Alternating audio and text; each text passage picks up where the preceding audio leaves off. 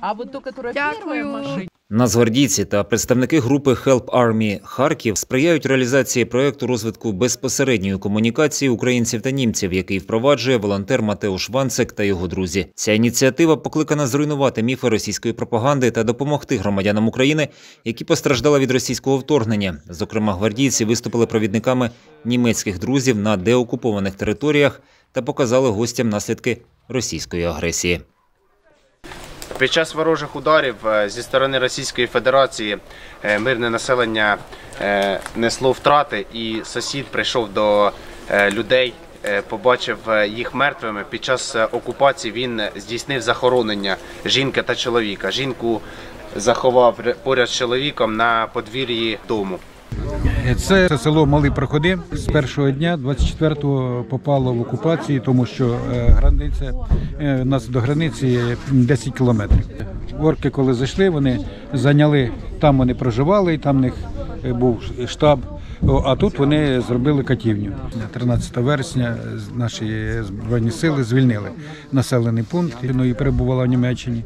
Коли мені вдалося вирватися з окупації, я також поїхав в Німеччину і там пройшов курс лікування, тому що виїхав, скажімо так, майже на костелях. І то, що вони не забувають, і цих людей, які залишилися тут і допомагають гуманітарною допомогою, це дуже здорово. Німецькі волонтери приїхали до гвардійців зі смаколиками та будівельними матеріалами. Натомість гвардійці показали, яким чином облаштували свій побут та позиції на Харківському напрямку.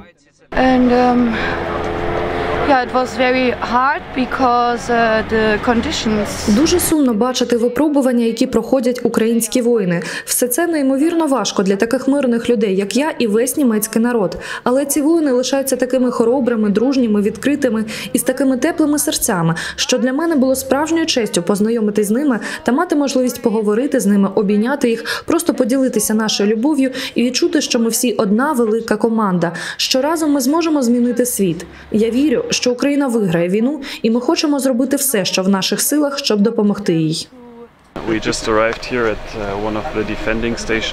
Ми щойно приїхали сюди, на одну з позицій, яку захищають харків'яни. Вони показали нам маленькі села навколо, де, впевнений, сталися жахливі речі. Ми бачимо багато зруйнованих будинків, вони повні речей та одягу цивільних мешканців. Люди, напевно, дуже швидко покинули ці будинки.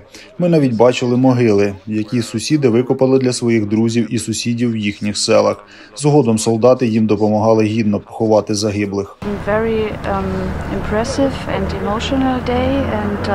Цей день сповнений вражень та емоцій. Коли ти ходиш по цих місцях і все бачиш на власні очі, то це сильно відрізняється від того, що показують по телевізору чи в інтернеті.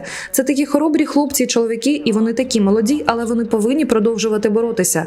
Мені подобається те, що вони роблять. Я хочу дати їм надію. Я дуже рада, що я тут, що можу все це побачити і розповісти про це у себе на батьківщині. Це важливо, бо у нас в Німеччині теж є різні інформації. І так як українці не знали Німеччини, німці не знали України.